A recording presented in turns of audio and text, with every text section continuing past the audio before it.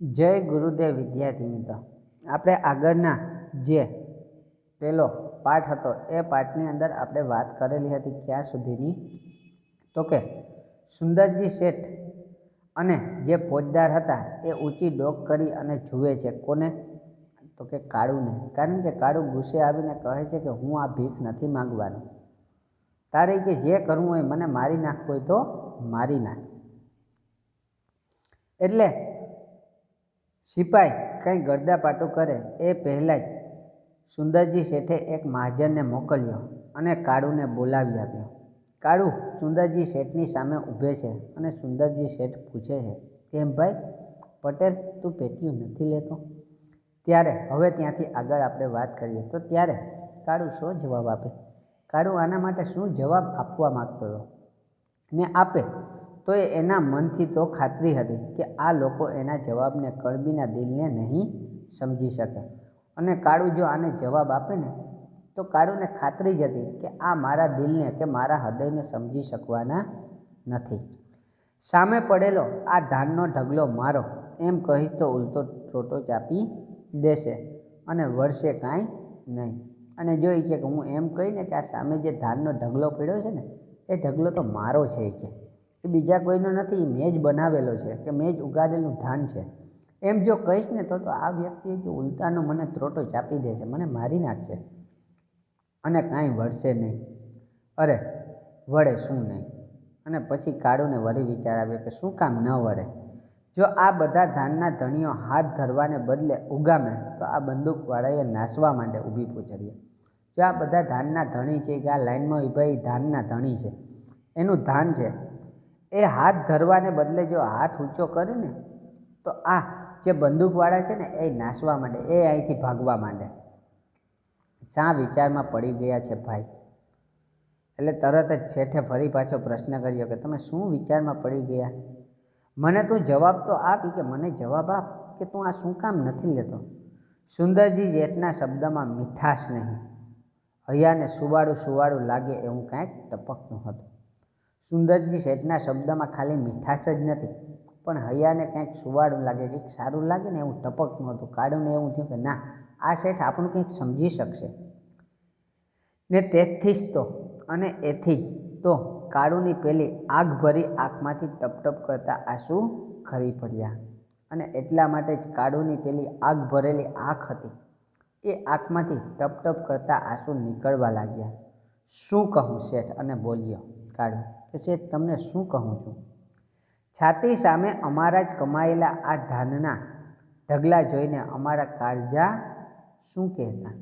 કે છાતી સામે અમારા જ આ ધાનના ઢગલા છે, અમે જ કમાયેલા છે, અમે જ ઉગાડેલું આ ધાન છે, અને એ ધાનનો ઢગલો જોઈને અમારા કાળજા શું કહેતા હશે? એટલે શેઠ બોલ્યા, પણ હશે કે તમારા ધાન હશે.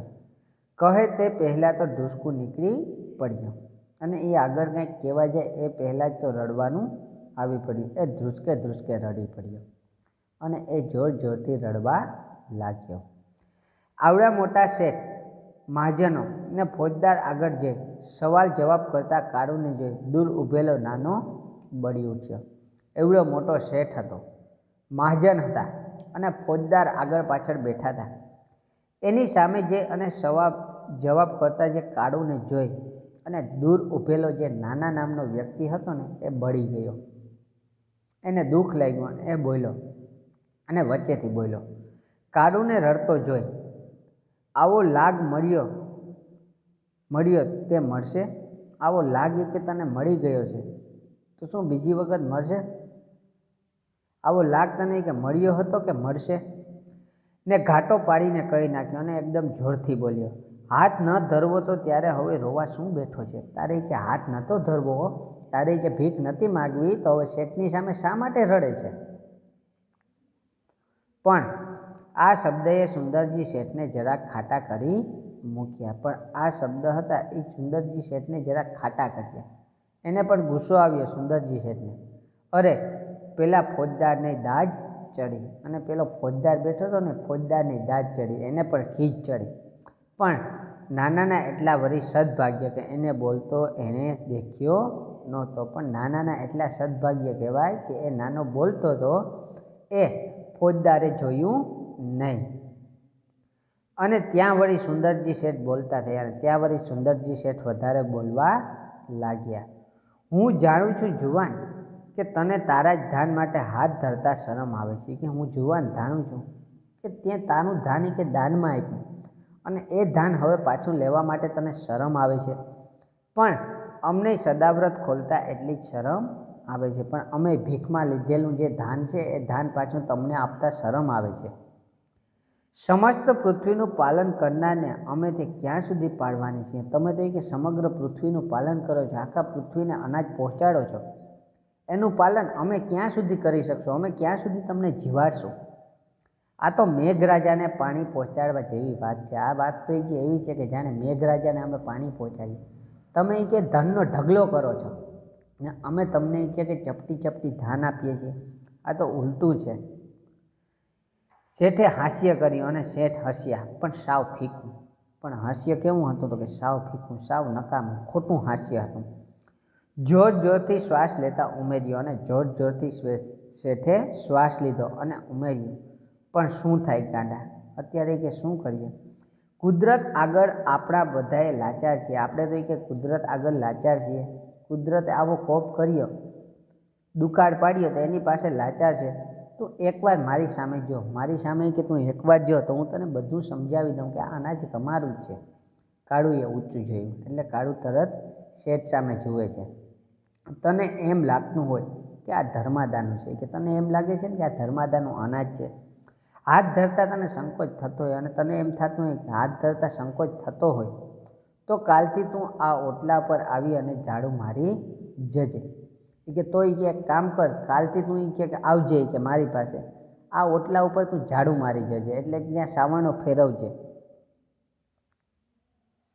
ને મુખિયાજી પાસેથી ગાદી તકિયા માગી અને પાથરી દેજે. અને મુખિયાજી પાસેથી કે ગાદી તકિયા લેતો આવજે અને અહીં પાથરી દેજે. પછી તો બસ ને, પછી તો એ કે ત્યાં કામ કર્યું, તે ધર્માદાનું તો નથી ખાધું ને, તું કામ કરે એના બદલામાં અનાજ લઈ જજે. પછી તને એમ નહીં થાય ને કે હું મફત ધર્માદાનું ખાઉં છું, અને પછી તો તને એમ નહીં થાય ને કે હું મફત ખાઉં છું, ધર્માદાનું ખાઉં છું.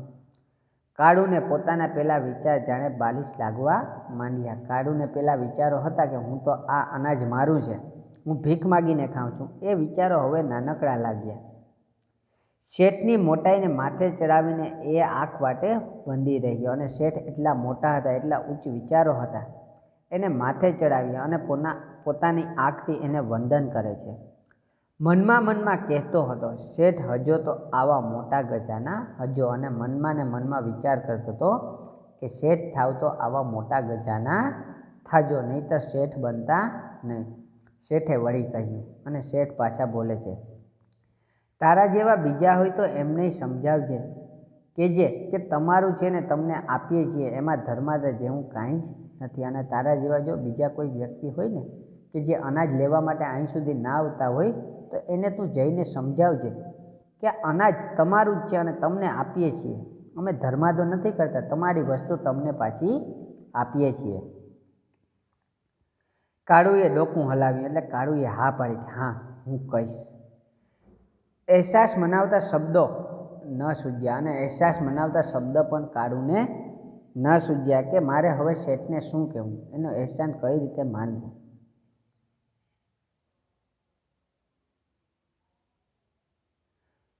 એને ન સૂઝ્યા. સુંદરજી શેઠને જય શ્રી કૃષ્ણ કરીને ચાલતો થયો અને અહેસાન મનાવતા શબ્દ ન સૂઝ્યા એટલે સુંદરજી શેઠને કીધું કે જય શ્રી કૃષ્ણ કરી અને આગળ ત્યાંથી ચાલતો થયો. લાઈનમાં જઈને ખડો થઈ ગયો અને લાઈનમાં જઈ અને ઊભો રહી જાય છે. ત્યાં પણ લાઈનમાં ઊભે છે. અમારું છે ને અમારે લેવું છે, અમારું આમાં હશે જ, તો અમારું છે ને અમારે લઈ લેવું છે, ને આ વસ્તુમાં અમારી પણ વસ્તુ હશે જ. પેલા વલ્લાવાળા ક્યારાની મારી શાળ હાથમાં ફેરવીને રમાડે છે. પેલો વલ્લાવાળો ક્યારો છે એ ક્યારાની શાળ કે એની કે ચોખા છે એ મેં હાથમાં લઈને રમાડેલા છે. એ શાળના ચોખા ઓળખી કાઢું, વીણી દેખાડું કયો તો એ શાળના ચોખા નહીં કે હું આમાંથી ઓળખી કાઢું છું, હું વીણી કાઢીશ, કારણ કે મોટા મોટા છે એ મોટા મોટાને હું વીણી આપીશ, તમે કહો તો હું એમાંથી ગોતી આપીશ. કાળુ એમ કહે છે કે તમે કહેતા હોય તો એ કે આમાંથી કે મારા ચોખા ક્યાં છે એને વીણી બતાવું. સિપાહીને તો કોણ જાણે કેમ પણ કાળુ જાણે આંખનો પાટો અને એ જાણે મરચાનો હતો. સિપાહીઓને તો કેમ જાણે કે શું કામ, શા માટે. કાળુ છે એ તો આંખનો પાટો હતો અને એ પણ કેવો હતો કે મરચાનો. પણ ફોજદાર જેને સલામ ભરતા હતા એવા ખુદ શેઠની જ એના ઉપર મહેરબાની ઉતરી હતી. પણ ફોજદાર એટલે સિપાહીઓના પણ અમલદાર હતા, એ જેને સલામ કરતા હતા એવા શેઠ, ખુદ શેઠને જ એના પર મહેરબાની હતી. અરે મોઢા મોઢ એનાથી વાતો કરી પછી એને કરી પણ શું શકાય. અરે મોઢા મોઢી કે કાળુએ એ શેઠ સાથે વાતો કરી પછી તો એ કાળુનું કરી શું શકાય. ને એ લોક કાળુ ઉપરની દાજ બીજા ઉપર ઉતારી રહ્યા અને એ લોકો જે સિપાહીઓ હતા એ કાળુ ઉપર દાજ ચડતી હતી એને બીજા ઉપર ઉતારી રહ્યા હતા. પાલનહાર જોયા હોય તો બરાબર હારમાં ઊભો રહે. એ કે ત્યાં પાલનહાર જોયા હોય તો બરાબર કે હારમાં ઊભો રહે, અહીં સરખો ઊભ. એ દોઢ પાસેર ખીચડી ફાટેલા ધોતિયાની ફડકમાં લઈ અને રવાના થતાં કાળુને હસમું આવ્યું. એ દોઢ પાસેર ખીચડી હતી એ ફાટેલું ધોતિયું હતું, એની ફડક એટલે એને છેડામાં બાંધે છે. અને ત્યાંથી આગળ વધતા કાળુને હસમું આવ્યું. આ તો બાવાના બેઉ બગડ્યા. આ તો એવું થયું કે બાવાના બેઉ બગડ્યા, એના જેવો ખેલ થયો. આ તો બાવાના બેય બગડ્યા એના જેવો આ ખેલ થાય છે. ટેકે ખોયો ને જીવ પણ ખોવાનો. આપણે કે એક તો ટેક ખોઈ નાખી અને પાછો કે આપણો જીવ ખોઈ નાખવાનો, આમાં જીવ પણ જતો કરવાનો. કાળુની વાત ખોટી નહોતી. કાળુની વાત ખોટી નહોતી, કાળુની વાત સાચી જ હતી કે ટેક એટલે આપણી જે પ્રતિજ્ઞા ખોઈ નાખી અને આપણે હવે કે જીવ ખોવો છે. ટેકે ખોયો અને આપણે કે પ્રતિજ્ઞા ખોઈ નાખી. કાળુની વાત ખોટી નહોતી. આ અત્યાર સુધી તો પાસેર દોઢ પાસેર પણ મકાઈ કોદરાઈ સરખું નકુળ ધાન મળતું હતું. અત્યાર સુધી તો કે આપણે પાસેર અથવા તો દોઢ પાસેર કાંઈ મળતું હતું એ બધું મકાઈ અથવા તો કોદરાઈ એટલે કે ઘઉં, મકાઈ અથવા તો ઘઉં જેવું, નકુર એટલે કઠોળ ધાન મળતું હતું. જ્યારે આ તો કાળુના શબ્દમાં કહીએ તો એક ઓડકાર ખાતા જ આ દોઢ પાસેર ખીચડી હજમ. અને આ તો કે કાળુના શબ્દમાં આપણે કહીએ ને તો એક ઓડકાર ખાતા જ આ દોઢ પાસેર ખીચડી છે એ જાણે ખતમ થઈ ગઈ, એ હજમ થઈ ગઈ. ને વાટ જોતી ઊભેલી રાજુને કહ્યું, અને વાટ જોતી ઊભેલી જે રાજુને હતું ને એ રાજુને કહ્યું, રાજુ પેલા કેનારે ખરું જ કહ્યું કે રામ તારી કેવી ગતિ. કે રાજુ પેલો જે કેનાર વ્યક્તિઓ છે ને એ બોલનાર વ્યક્તિએ સાચું જ કહ્યું છે કે રામ તારી આ કેવી ગતિ. કોણ કમાય ને કોણી વતી. એ કે કોણ કમાય છે, કોણ આ ધાન ઉગાડે છે અને કોણ ખાઈ જાય છે.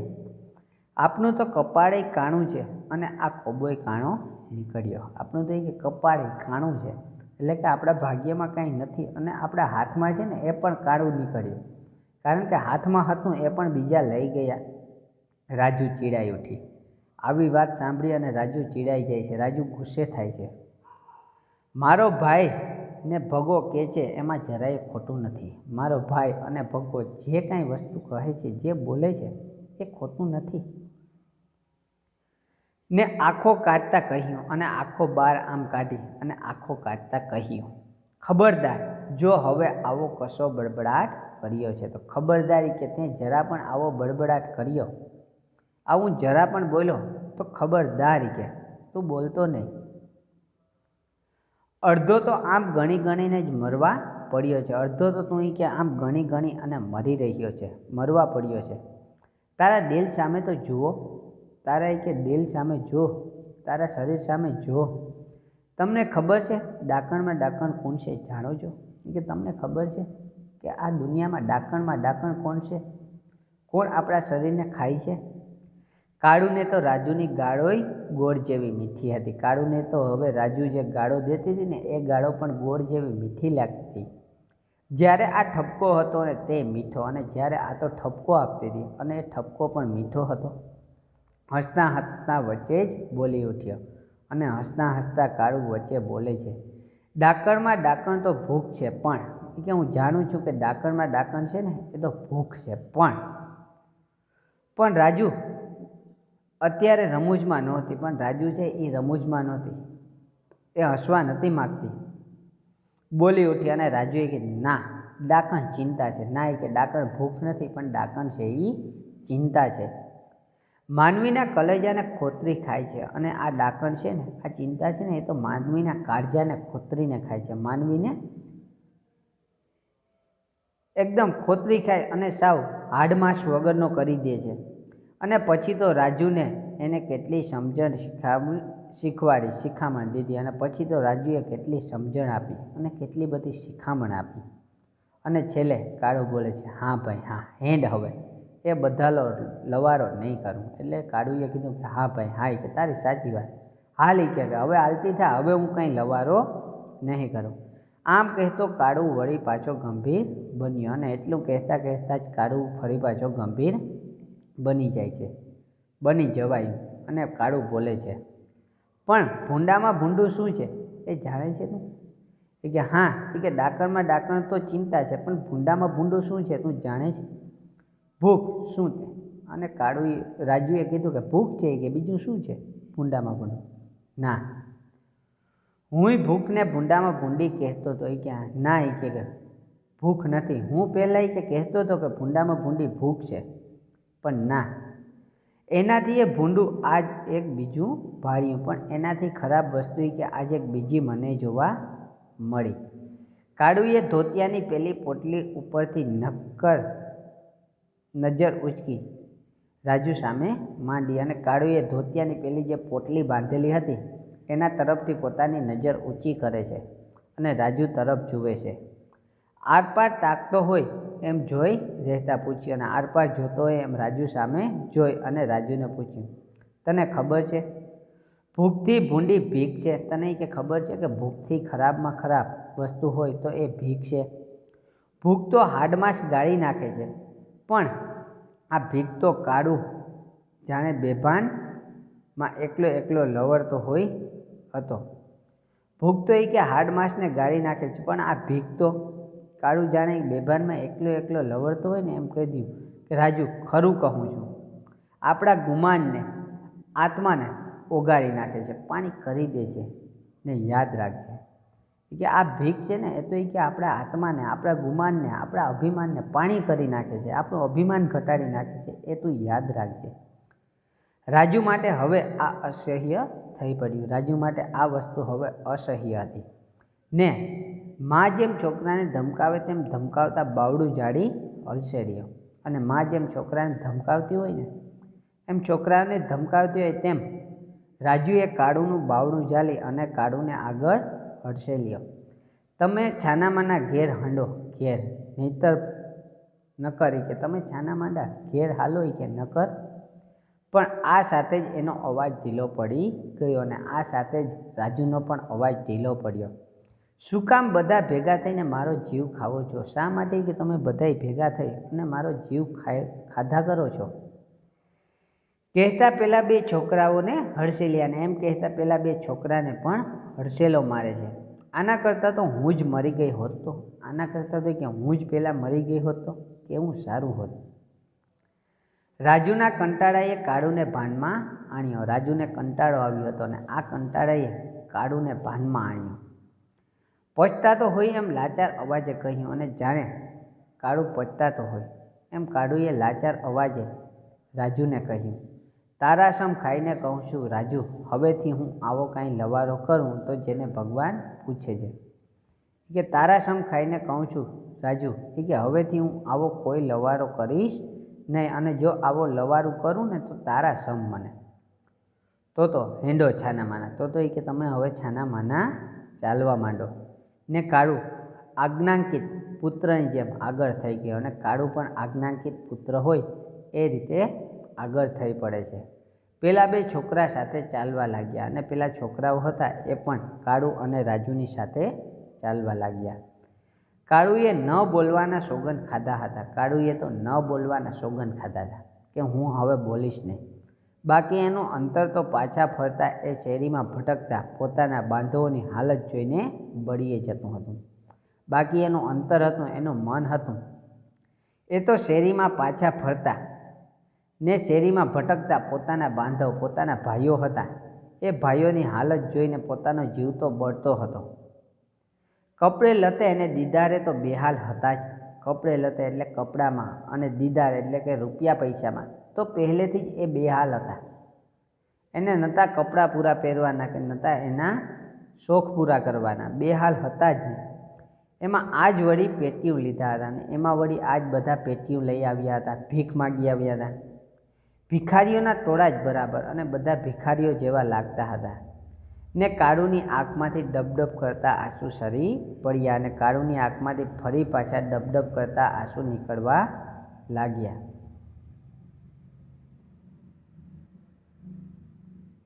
મનમાં કહી રહ્યો અને મનમાં ને મનમાં પોતે બબડતો હતો.